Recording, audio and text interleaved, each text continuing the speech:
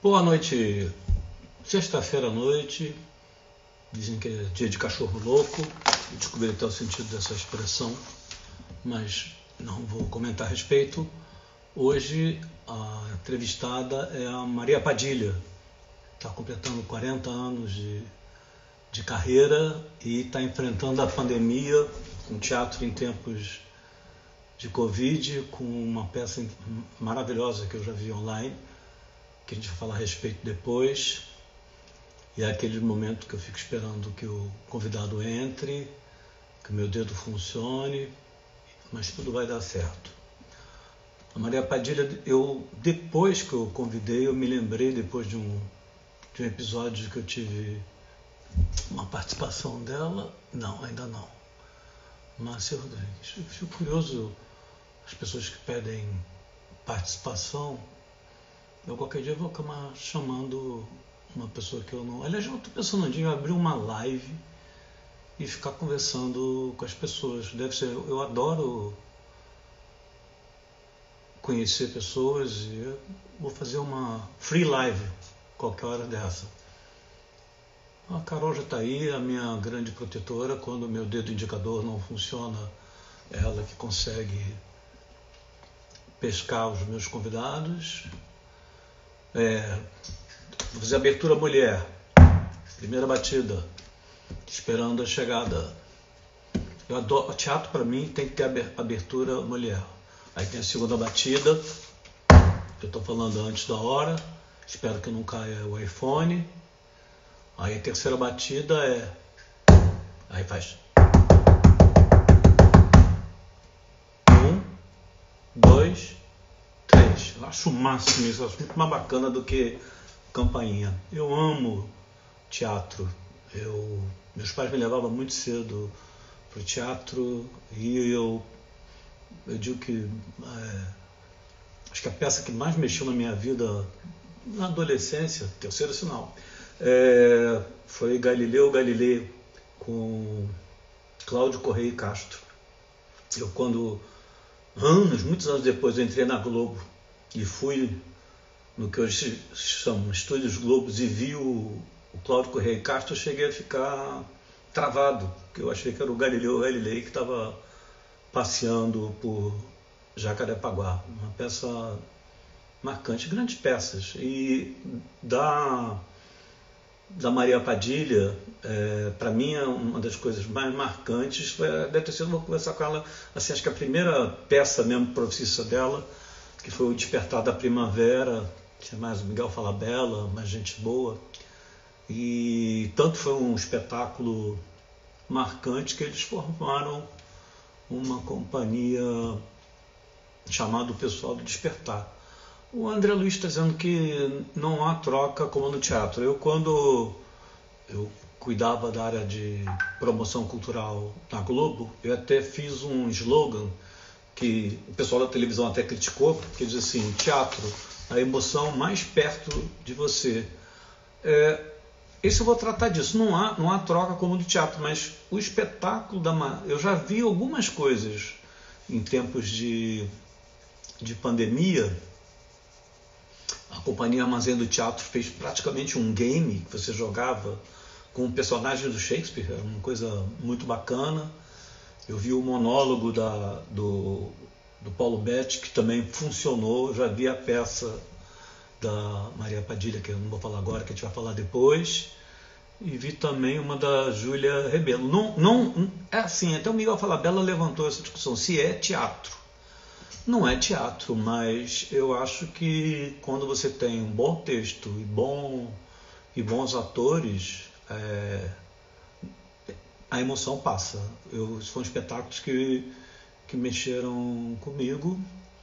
Sigamos nessa enrolation, enquanto eu vi que o áudio está com um pequeno delay. Vou tentar falar mais rápido ou vou falar mais devagar. Eu não sei. O único delay que eu conheci razoavelmente bem foi aquele que jogava no Fluminense.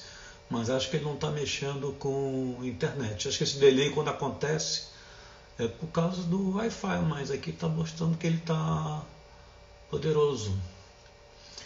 Maria Padilha, eu vou fazer que nem o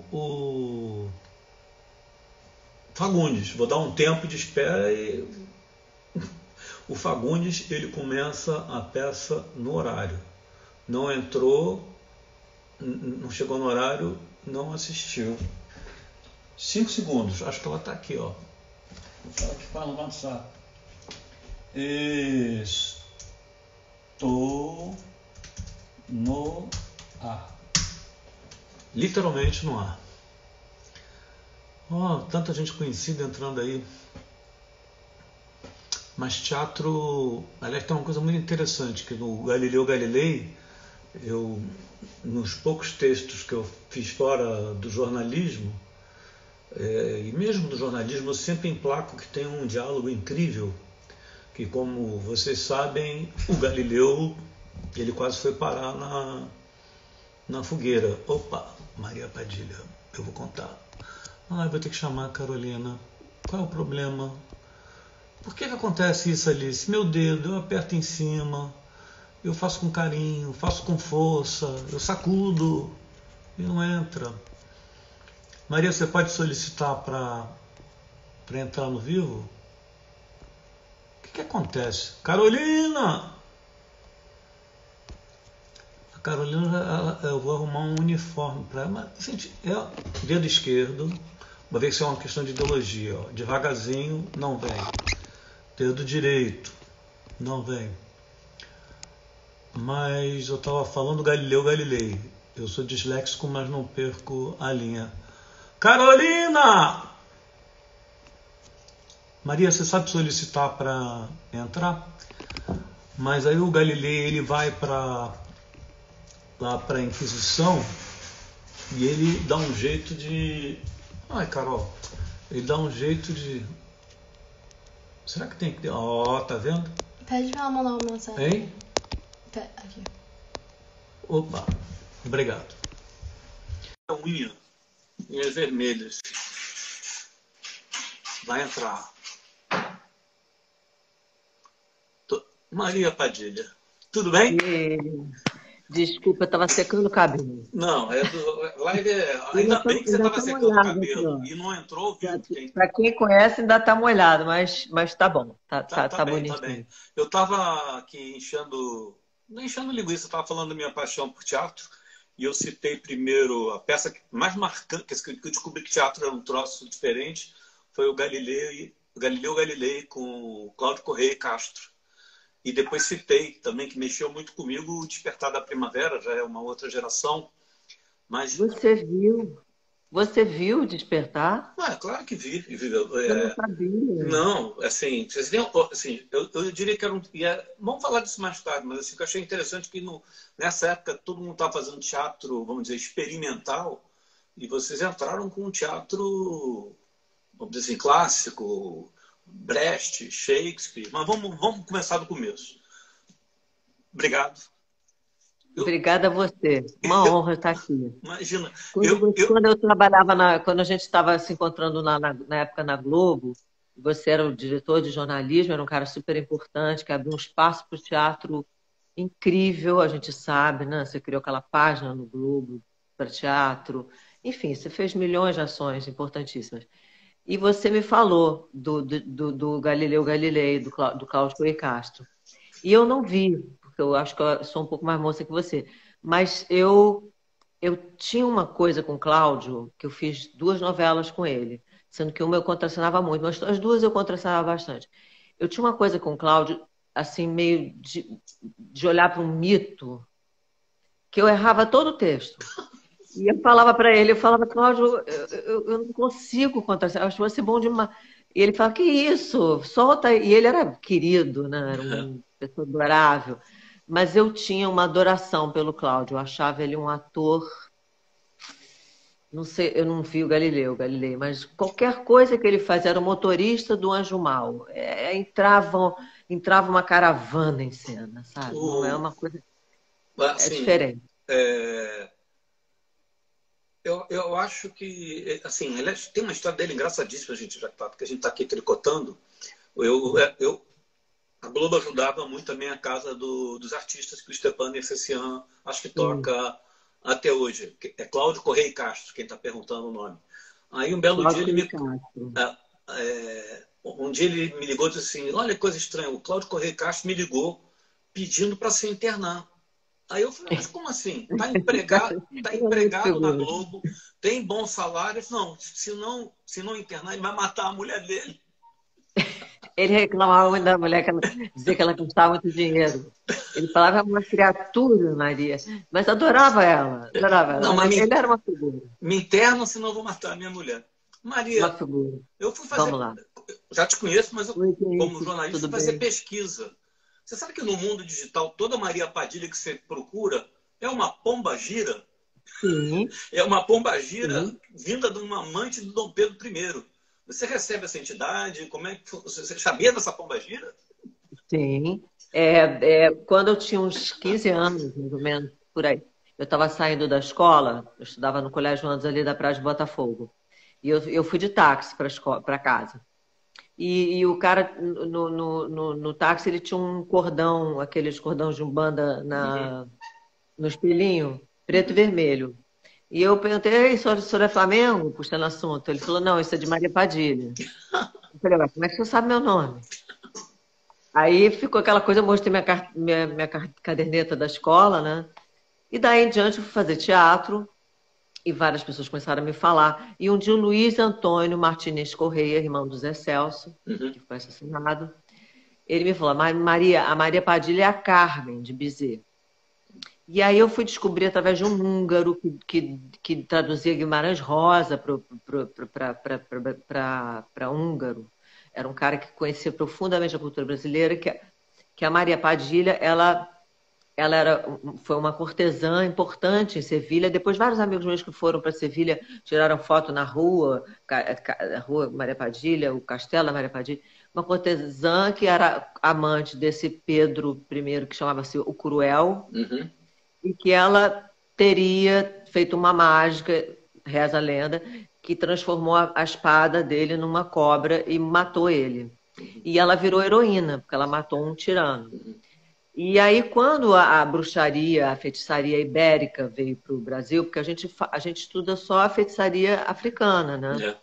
Mas a feitiçaria ibérica veio com muita força para cá. Eles trouxeram essa. Tem uma oração, Paulo Betti, que já me contou também, a oração para Maria Padilha e toda a sua quadrilha, não sei o quê. E eles trouxeram. E se você vê a imagem da Pombagira, ela é uma espanhola de Sevilha. É verdade. Ela tem aquele cabelo assim, ela tem a rosa vermelha, ela tem. Foi uma coincidência, porque meu nome era para ser Helena. Meu pai diz que, como eu nasci em maio, que é mês de Maria, e um amigo dele tinha acabado de batizar uma filha chamada Maria, ele achou lindo, e eu fiquei Helena 3 semanas, virei Maria. E meu sobrenome é Padilha Gonçalves. E não sei porque, talvez o Padilha seja mais forte no colégio, assim, sempre me chamavam de Maria Padilha. O Gonçalves foi sumia. Quando eu me sindicalizei, eu usei Padilha, mas eu não sabia ainda. E a primeira novela que eu fiz na Globo, Água Viva, o Boni não queria que eu botasse meu nome, Maria Padilha, ele ficou com medo. Ah, E meu nome foi para os créditos Maria Padilha Gonçalves. Eu fiquei chateadíssima. Ai, tinha lá 19, 20 anos. Eu fiquei chateadíssima, porque eu já tinha feito teatro, já tinha feito Despertar e tal. E achava que eu já tinha uma identidade artística. Mas tudo bem, também depois eles aceitaram a Maria Padilha. Eu acho interessante. O Zé Celso, a padroeira do Teatro Oficina, é a Maria Padilha, né? é. Então, toda vez que eu vou lá, ele sabe milhões de pontos da Maria Padilha, cada um mais lindo que o outro. Lindos. E ele canta, ele para às vezes as peças e faz um ritual.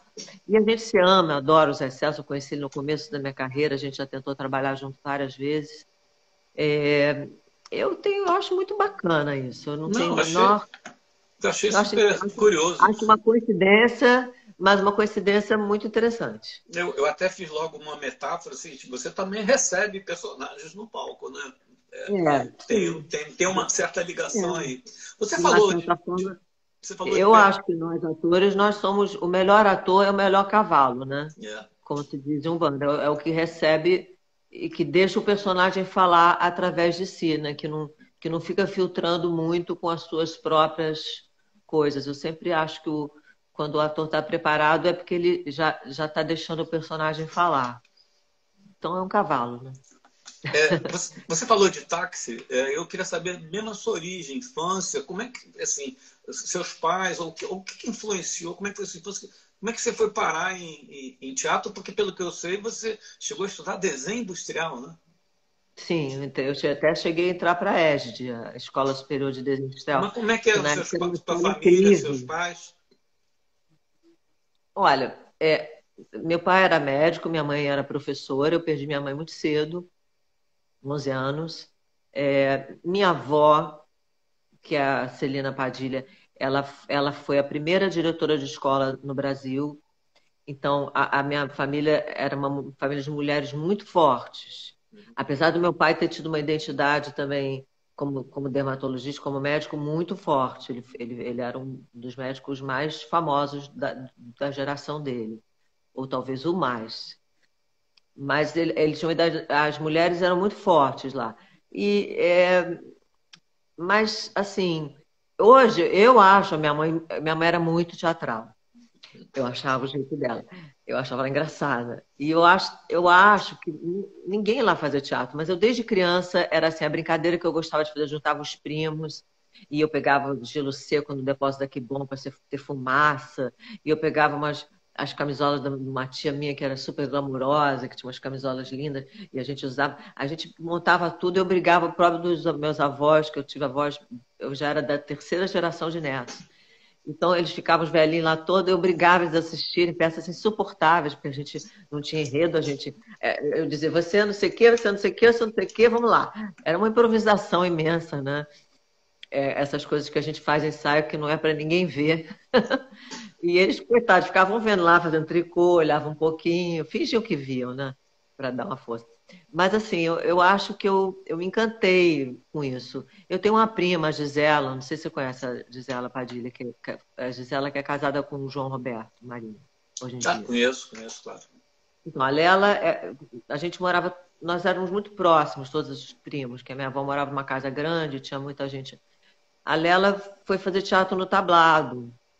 E eu, mais moça um pouco que ela, fui assistir uns ensaios, fiquei muito encantada. Eu já assisti as peças infantis de Maria Clara Machado muito, naquela época que a Maria Clara estava viva ainda, né? Cavalinho Azul, A Menina e o Vento. O pessoal Eu da fui minha. assistir e Pluft, fazer aula lá.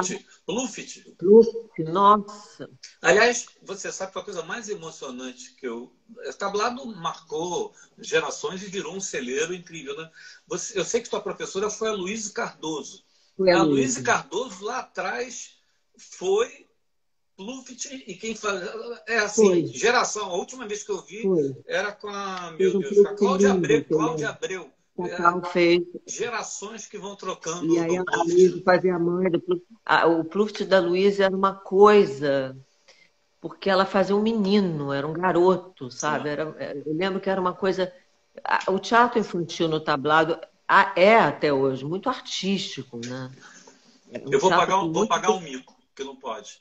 Ainda era uma criança, saiu pro mar para aprender a navegar o capitão Bonança. Como é que fica, né? Eu vi 500 mil vezes. Depois da adolescência, eu vi a Luísa, porque era minha professora.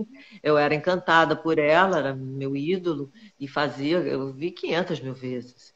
E lá eu vi coisas incríveis. Por exemplo, a Guida Viana, que já era atriz nesse momento que eu era estudante, ela ficava na coxia fazendo os passos com um sapato. Ah, Nunca contei isso para a Guida, que eu via. E eu olhava para aquela atriz e falava: olha só, ator tem que fazer tudo. A Escola do Tablado é muito legal, porque ela.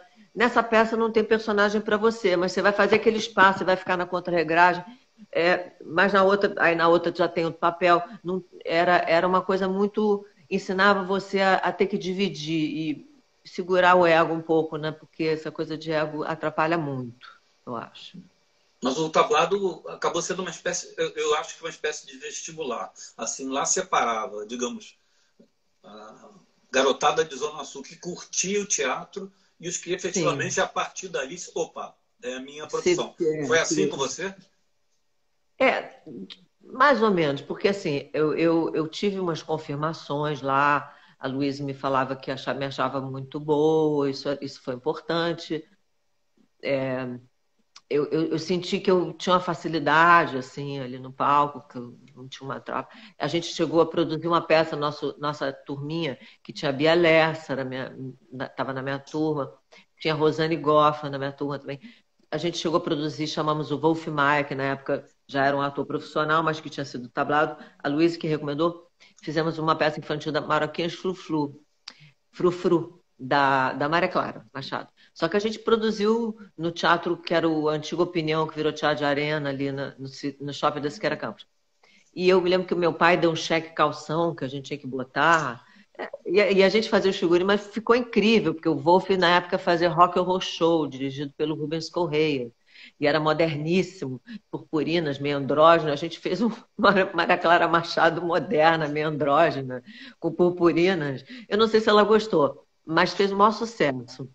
E, Erlange, uma coisa que eu nunca vou esquecer foi no dia da estreia, porque foi gente, encheu de gente. Que é um milagre, né? Pra gente era um milagre. Aquele burburinho.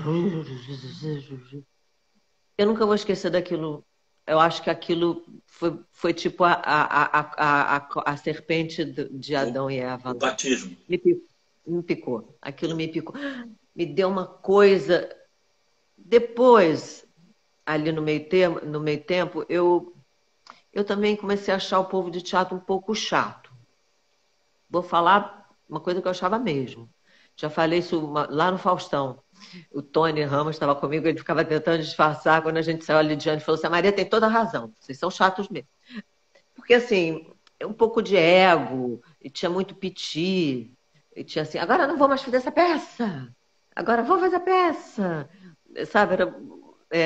E eu andava com surfista, então era aquela carioca de praia, muito, muito meio falava baixo.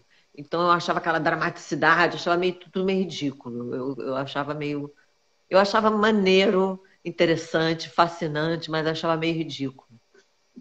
E eu talvez por influência da minha família mesmo, eu não achava que ser a atriz fosse uma profissão, assim. E eu fui ver uma exposição da Bauhaus no Museu de Arte Moderna, aqui no MAM. E eu fiquei louca por aquilo, porque ali também tem teatro aberto, né? Tem cenário, tem muita coisa. E eu fiquei louca para estudar naquilo. E como a EJA era uma escola feita em cima dos moldes da Bauhaus, eu fiz o vestibular, eu era muito boa aluna, passei, e fiquei lá. No segundo ano que eu estava lá, eu já começou a ficar muito específico, sabe? Canetas de nanquim, papel vegetal.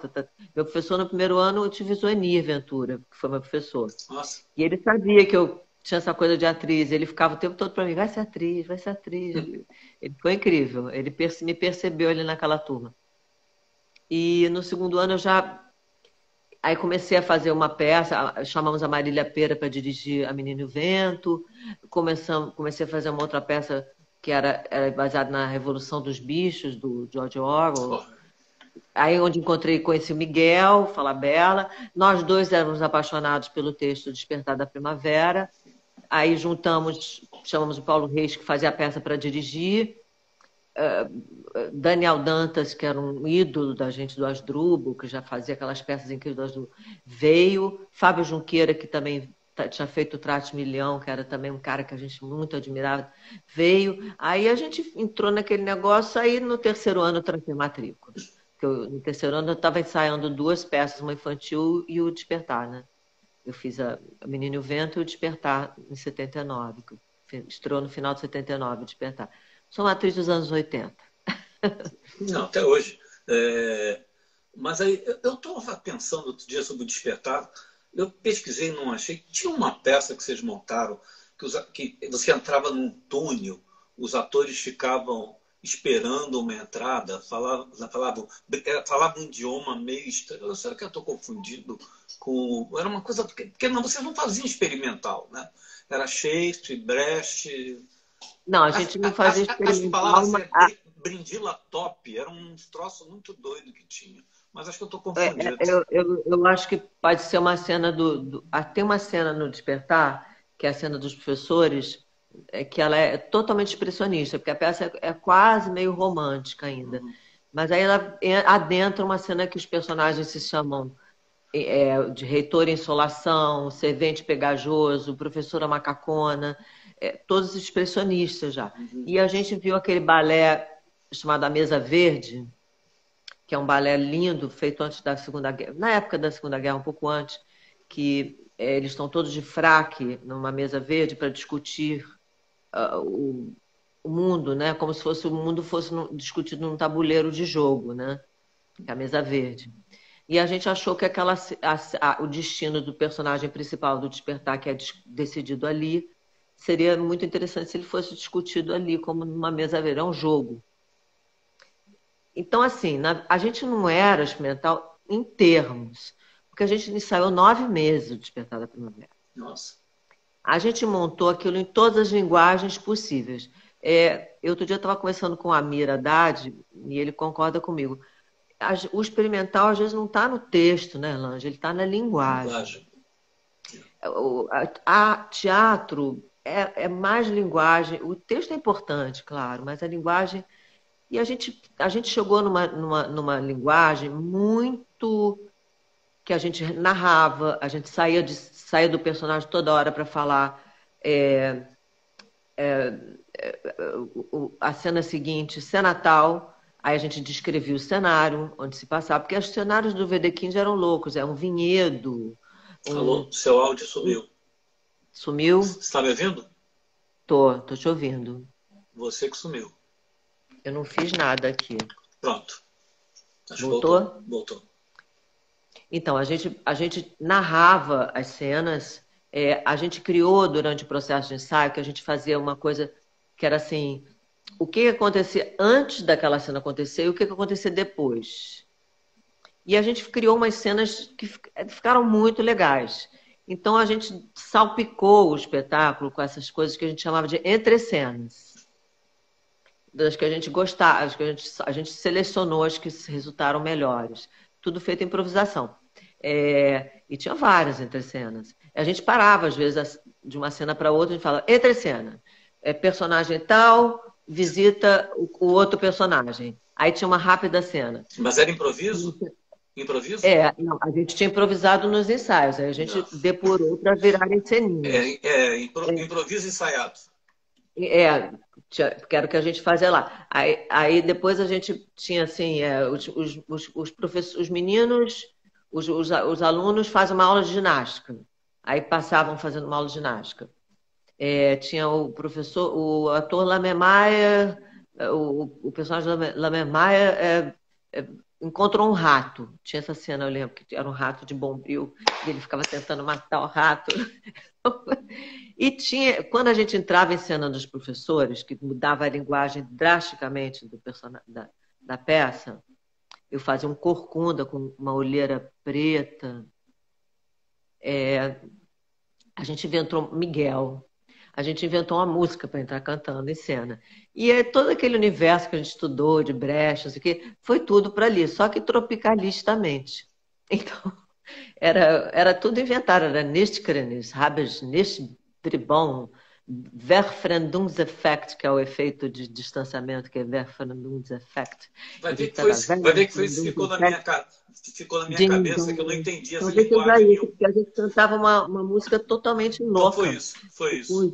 Usando alemão, brincando com o fato de nós sermos cariocas, fazendo uma peça alemã também. E o Miguel inventou essa letra dessa música, a gente se divertia muito entrando em cena cantando essa música. E começava aquela loucura, que era a cena dos professores, que era muito louca a cena, porque ela era meio surrealista. O meu personagem, toda hora ele recebia uma ordem, era o servente. Vai abrir a janela. Não, agora fecha essa janela. E ele nunca conseguia cumprir nenhuma coisa. E eles não conseguiam chegar a uma conclusão. Então, eu acho que teve isso.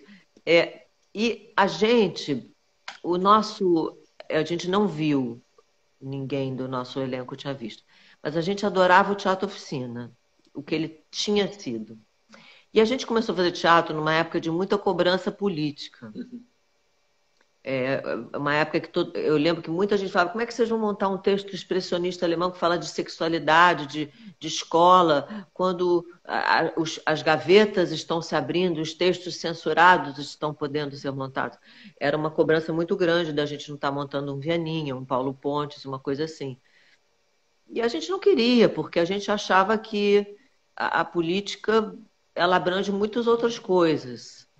Às vezes a gente estava em crise no grupo por causa disso, porque a gente era muito cobrado. Quando a gente entrou, a gente foi muito cobrado. Ainda bem que veio o Gabeira, com aquele verão do Gabeira, que também já chutou o pau da barraca, né?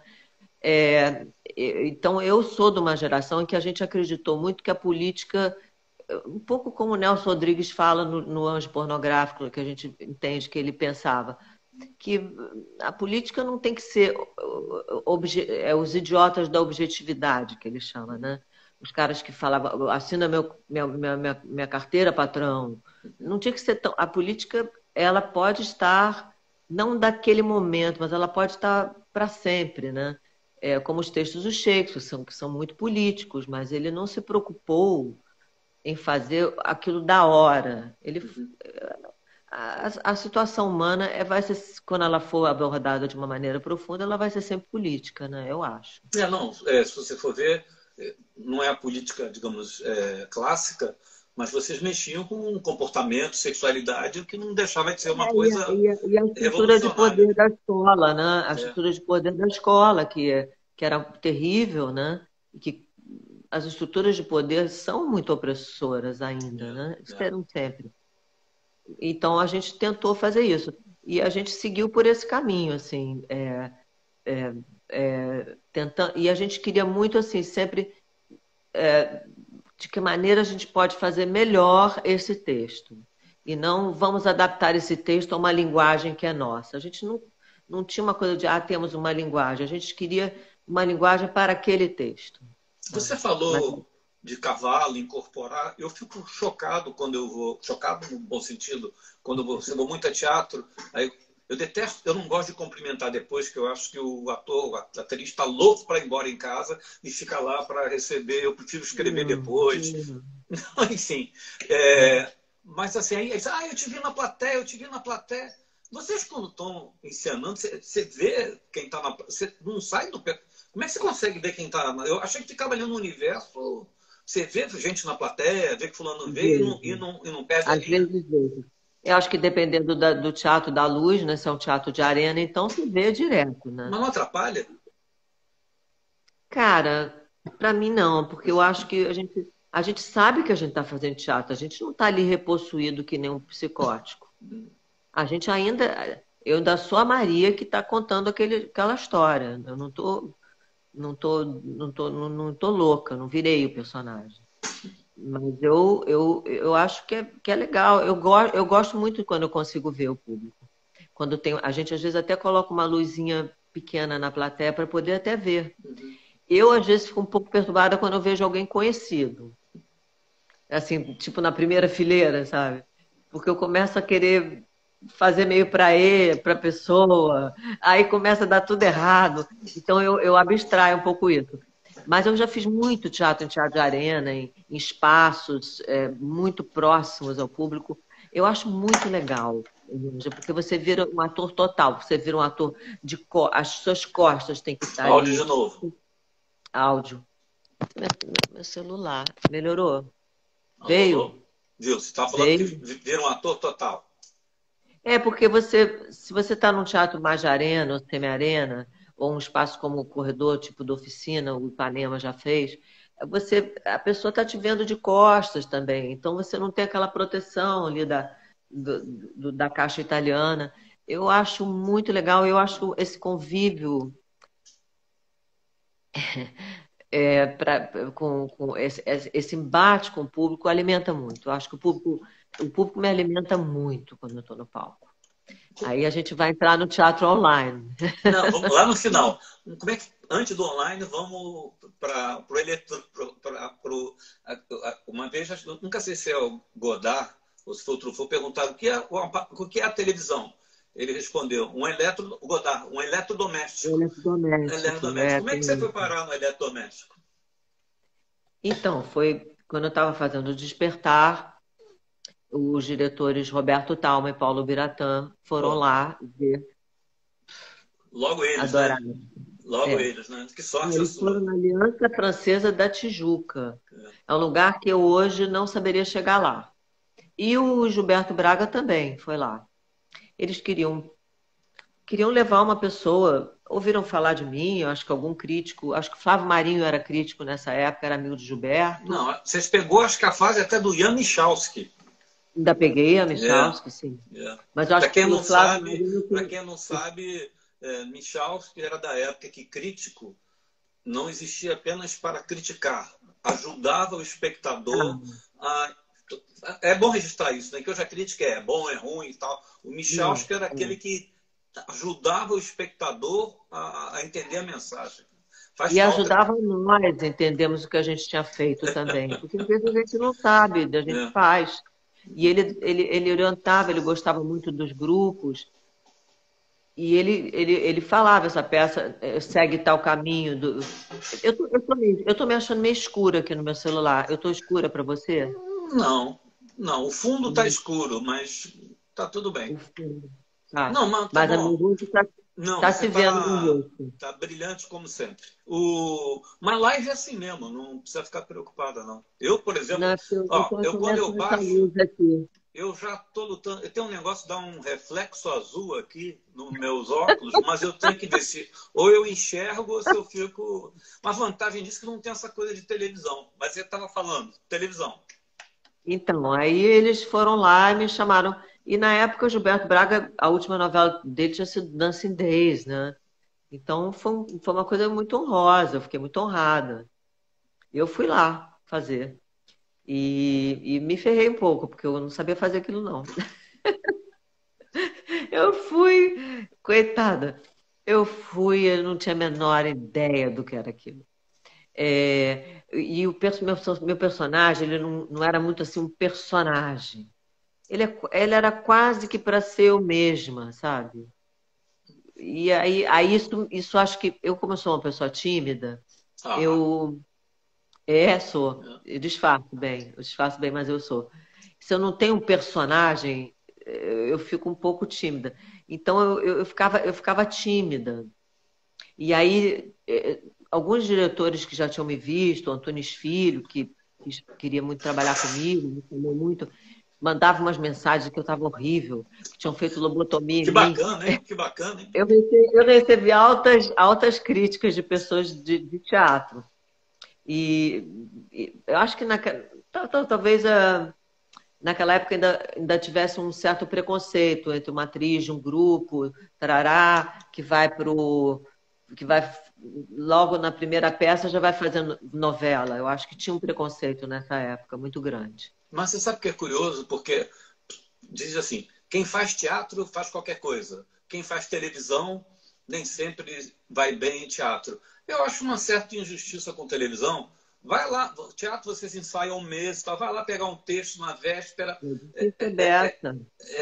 é barra, não é? Difícil dessa. Foi Água Viva, um cara perguntou. Foi Água Viva. Não fiz Ciranda Cirandinha, não. Foi Água Viva. Mas é Que barra, não estreou é? em Você pegar 80. um texto um dia Não, antes. e a televisão, ela tem várias especificidades que eu fui aprendendo mais tarde. Um dia o Denis Carvalho falou foi ótimo, ele falou assim, Maria, para com essa bobagem de é ótima atriz de teatro e não gosta, não faz televisão direito. Que é isso? Eu falei, não sei fazer. Ele falou, faz teatro, esquece que é televisão. E aí ele brincava quando ele me dirigia, ele falava, olha para a câmera tal, eu falava, qual é a câmera tal? Ele falava, olha para o proscênio. Ele usava termos de teatro, brincando comigo. Mas eu acho que isso me libertou um pouco. E outros conselhos que eu recebi, tipo o Fagundes um dia me falou, Maria, você é muito responsável. O ator de novela, para fazer 28, 30 cenas por dia, ele tem que ter uma dose de responsabilidade, de loucura, vai sair do jeito que for, porque tem uma hora. Você fica muito. Isso foi muito legal. E a outro toque são três coisas muito boas: Denis, Fagundes e Fernandona. A gente estava fazendo uma cena, um diretor incrível, estava dirigindo super caprichado, cheio de marca, marca aqui, marca ali, acende o abajur, e abajur, e estava muita coisa, ela já estava assim, está criativo, fulano, está bom, não precisa mais não, está criativo. Aí eu falei para ela, aí eu falei, mas era o Maurinho Mendonça Filho, que é ótimo diretor. Eu falei, mas Maurinho, por quê? Por que que a gente vai fazer essa? Ela não pergunta por quê, não pergunta por quê. Novela a gente não pergunta por quê, a gente faz. E ela tem razão, porque o cara chega lá com 30 cenas para dirigir. Se cada ator vier com uma questão, porque meu personagem, o diretor não resiste.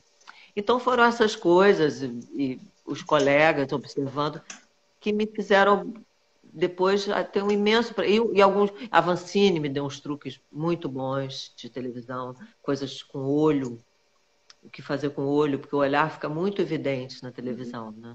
O olho da gente. O áudio de novo. Eu não sei se... Pô, é um microfone que você está usando? Não, eu estou usando o celular mesmo. Não, agora voltou. Agora voltou. É. O Avancini me deu uns toques maravilhosos sobre o que fazer com os olhos. Eu fiz dois trabalhos com ele. Eu fiz um filme que nunca foi lançado naquela época do Collor, ninguém viu, que era o Boca de Ouro, mas ele me dirigiu muito bem nesse filme. Ele não teve a menor paciência para cinema, achou um saco. Mas os atores ele dirigiu muito bem. E depois eu fiz o Cravo e a Rosa, que já várias pessoas aí falaram. O som, voltou? Não, tá bom. E aí, eu já mas quando eu fiz esse filme, ele me deu os toques para o que fazer com o olho, o que pensar, como colocar energia no olhar, que é tão importante quando você está com uma câmera aqui, né? Que eu levei para todos os meus trabalhos, seja em cinema ou seja em... Adaptei aquele método que ele me ensinou, que ele ensina para todos os atores. Ele era muito preocupado com essa coisa do olhar na televisão. E a gente pega uns diretores que ensinam muito a gente. Quando eu estava na área de comunicação, eu frequentava muito o entretenimento, como se diz, e era muito próximo do Thalma, que para mim ele era brilhante não só como diretor, mas um craque em achar talento, apostar em elenco. E ele falava sempre para mim, a televisão tem que entender que a diferença que tem é plano fechado, mostrar o rosto, mostrar o olho. Até pelo seguinte, se estiver olhando para o espectador, ele não vai nem levantar para ir no banheiro, que ele vai se sentir... É verdade, ele está certo. O Thalma, eu tive esse encontro com ele em Água Viva, que era a primeira novela das 8, na época, 9 dele, também, e não foi assim tão... E o personagem não favorecia assim muito. O Gilberto até, ele sabe. Mas depois, você sabe quando reprisou, eu até liguei para o Thalma e eu vi que tinha muita autocrítica demais. Porque quando eu me vi, até não achei ruim, não, achei bom. Aí eu liguei para o Thalma e falei, Thalma, eu era uma chata. Ele falou, você era uma chata, você fazia bem, não sei que você entrou naquela onda. Eu achava que eu fazia super mal. Mas aí depois eu fiz um trabalho com o Thalma, aí eu conhecia muito o Thalma. A gente era muito próximo, eu adorava ele. Eu fiz um trabalho com ele para o SBT, mas era uma produção dele. Aí foi uma coisa, eu fazia um personagem imenso, e eram 40 cenas por dia, mas foi um encontro assim também. Porque o Thalma dirigia muito bem, né? Muito bem. E dava uns estímulos. E teve um dia que tinha uma cena que eu tinha que substituir a professora de inglês, porque eu era meio coordenadora da escola, a professora de inglês faltou. Quando ele falou assim, rasga fora a cena e você vai dar uma aula de inglês. Você, que eu sei que você fala inglês super bem, você vai dar uma aula de inglês. Aí eu falei, mas o que eu faço? Fala Shakespeare, fala qualquer coisa. E foi muito bom. Nossa, sou mais só o Thalma, né, para fazer isso. O Thalma era muito moderno.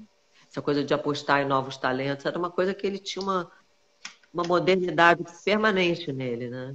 E uma ligação com música muito grande, né? Não, Thalma, os grandes musicais, aliás, é um pecado por conta de direitos não poder repetir Chico e Caetano. Você sabe que por causa é o neto do cara do pandeiro que não autoriza. Ai, não conseguem voltar com não isso. é, não é nem o próprio Chico Não, Buarque, nem o mas é que Caetano hoje Veloso. eu acho que é até justo, mas Gente, assim, olha, é um vocês que estão neto do aí, cara que tem... aparece no pandeiro por 30 Putz, segundos, é uma compliqueira. Eu acho que tem que ter direito autoral, propriedade e tal, mas pô, sim, o sim, cara do mas pandeiro está impedindo que a gente reveja, acho que um dos grandes eventos da cultura não, brasileira. aquilo foi uma coisa. E o próprio Chico e Caetano deveriam gostar que reprisasse, porque era uma É. obra-prima aquilo. E os convidados, né? Eu vi a gravação de um lá na plateia, que tinha Milton Nascimento, Gal Costa e Mercedes Sosa. Caramba. Não, era assim uma coisa inacreditável. Maria, Muito lindo. a gente estava, quer dizer, para mim, eu sabia que a gente ia passar por televisão, mas ela tem uma Deixa eu força tamanha. deixa eu pegar uma luz e aumentar aqui, que eu estou cismando que eu estou no escuro. Peraí. Pode, pode. Eu vou aumentar um pouco aqui. Aproveito uma mensagem dos nossos. Eu não tenho comercial para fazer. Espero que um dia tenha comercial para fazer no Ah, intervalo. olha, eu achei que já iluminou um pouco. Ou eu tô louco? Não, tá bom, tá bom. Desse lado. Deixa eu ver se a luz está. Acho que está no máximo, não sei. Vocês Eu, estão me eu, achando. Vocês estão me achando escura aqui? Tá meio assim nublado? Eu tô me achando meio escura. Tá bom? Então tá.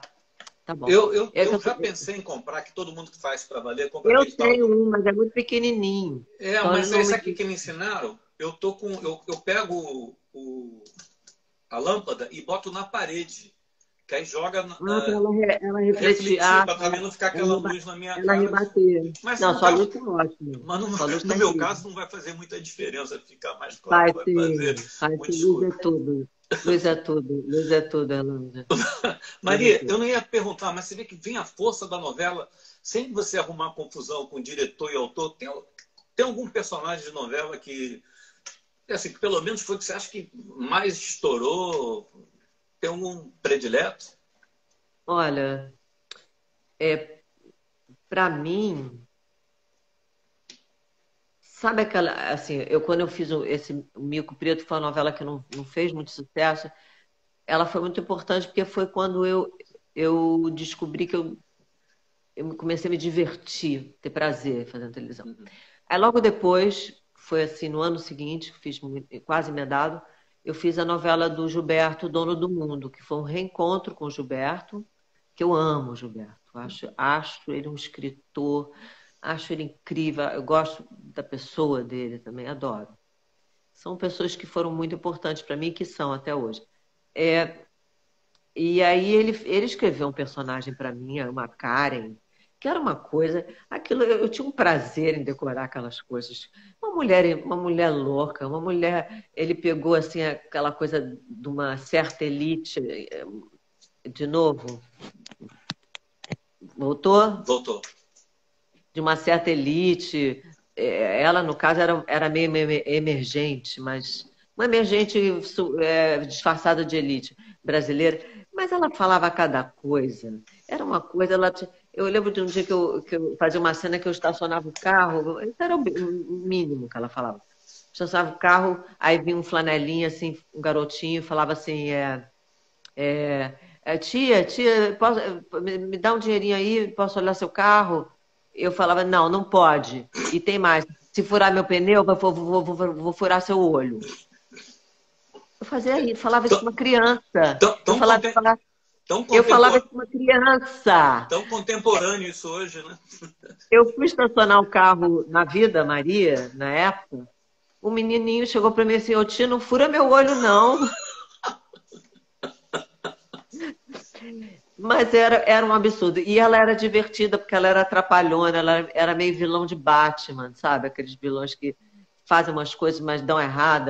Ela botava remédio para dormir numa criança, porque cuidar da criança.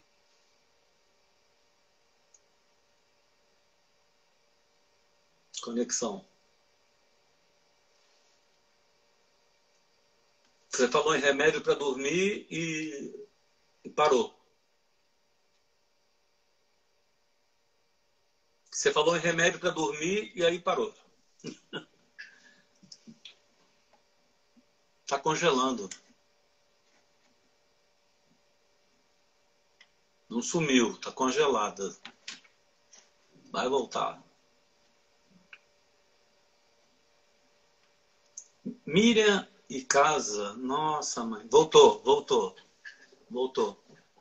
A gente ainda tem que enfrentar esse negócio de internet Então, mas travou de novo.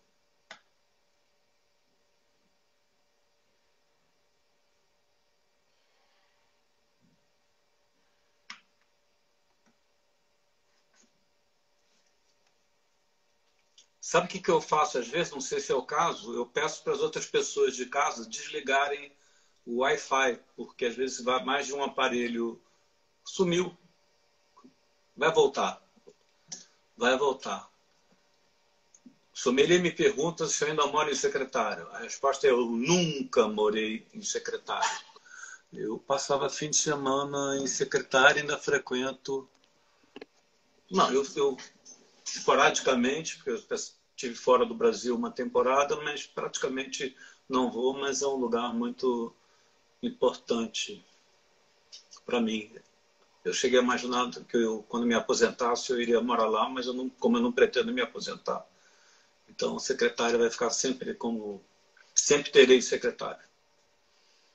E secretário ficou muito grande agora, a parte central está ficando meio... Nada contra residencial. Era mais mato quando eu ia como menino. Ela deve estar com problema de Wi-Fi, porque está ralentando para voltar. Mas uma hora volta.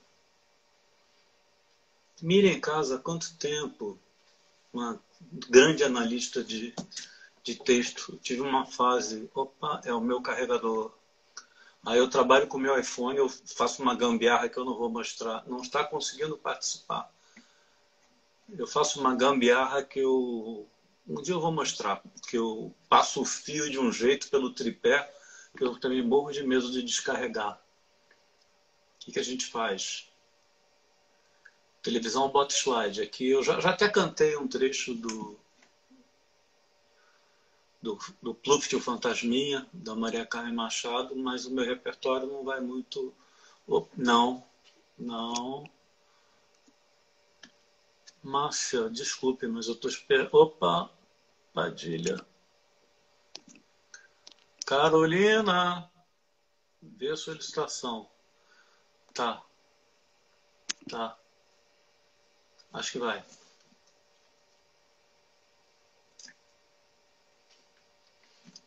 tá, foi? Foi. Eu faço uma gambiarra que eu morro de medo do iPhone. Morro de medo, já estou acostumado com essas coisas. Mas eu inventei um dia, eu vou mostrar que é uma vergonha. Eu passo o fio por trás do tripé, o iPhone está na metadezinha. Eu também eu normalmente faço isso, Erlândia, mas hoje essa quarentena, agora vamos para o assunto quarentena. Meu filho, eu tenho um filho de 8 anos. Não, então, Ele deixa eu pular lá para frente. ficou muito agarrado comigo. Então eu ele vou vai dormir com vou pular lá 8. para frente para a gente voltar para a carreira. Como é que foi essa história aí da maternidade? Eu falei que eu tinha três perguntas pessoais para você. Uma dessas é sua decisão de ser mãe. Como é que foi esse processo? Deixa eu só acabar com aquela coisa do personagem. Tem essa Karen, mas eu acho que a personagem que eu acho que o público mais ficou assim, para o público é a de Norá, do Cravo e a Rosa, que é uma novela das 6, né? É incrível isso de eu ter feito novelas das 9, essa que está reprisando do Maneco, que é incrível, Mulheres Apaixonadas, que é uma novela muito boa, bem sucedida. Mas o Cravo e a Rosa, a de Norá, é forte. É claro que tinha a questão do horário nobre, mas a gente sabia na Globo que o horário das 6 era, além de tudo, decisivo. Que é esse né? que pegava a espectadora e ela ia E embora. o Cravo e a Rosa, Tanto assim que era o paraíso do Valci Carrasco, né? Ele era o rei do horário das 6. O Cravo e a Rosa é dele, né?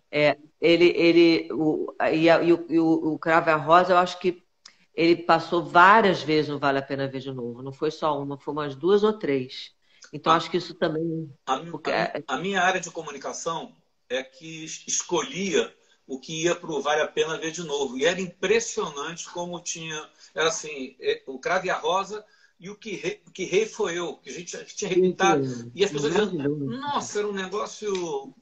Isso era Você vê que coisa interessante. As novelas estão sendo reprisadas agora, muitas delas estão tendo mais audiência do que as novelas novas. Não vou chegar a nenhuma conclusão a respeito, mas é curioso. Então, antes de a gente chegar na questão familiar, pessoal, vamos continuar na trilha.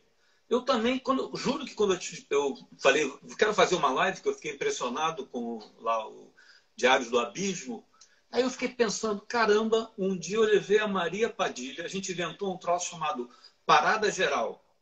Desligaram Geral e Parada de Lucas, que é duas comunidades que se matavam. Hoje estão unificadas pelo tráfico, mas assim, não podia estar com... Era assim, era uma chacina. A gente inventou... Era Comando Vermelho de um lado e... Isso. Aí tem um lugar que eles chamavam de faixa de Gaza, que era uma região neutra. Aí eu propus para vocês fazer uma leitura de Antônio e Cleópatra, Shakespeare na favela. Conta aí como é que foi essa experiência. Não, essa foi assim, porque a gente no final do ano de 2003, eu acho, eu tenho esse amigo inglês, o Paul Heritage, a gente se juntou junto com o Gringo Cardia, que fez uma direção de arte, Marcelo Pisa, a gente queria fazer... O Paul trabalhava muito em projetos sociais importantes aqui no Brasil. E ele teve o namorado, o companheiro dele, assassinado quando voltava de um trabalho social em Bangu. E assassinado por causa de uma briga de trânsito. Um cara na frente freou, ele freou e o cara de trás freou, bateu, tirou o revólver e matou ele. Caramba. E o povo ficou muito assim, e a gente resolveu fazer Eu tinha ouvido falar que o Al Pacino estava fazendo em Nova York uma peça, eu acho que era Salomé, e que ele fazia uma leitura com figurino, com uma ambientação cênica, mas eles liam o texto. Eu falei, poxa, a gente podia fazer isso, Paul. Aí ele falou, vamos pegar textos de Shakespeare que falem disso, da violência, do amor, não sei o quê. E ele escolheu Antônio e Cleópatra, medida por medida, e ainda tinha uma terceira que a gente não conseguiu fazer, porque foi difícil a produção. Era Troilus e Cressida, que é passada na Guerra de Troia. E a gente montou no finalzinho do ano, o Zé Júnior foi lá ver as duas peças, Zé Júnior do Afro Reggae, né? Uhum. E ele falou, a gente montou no Teatro Leblon, de segunda e terça, assim.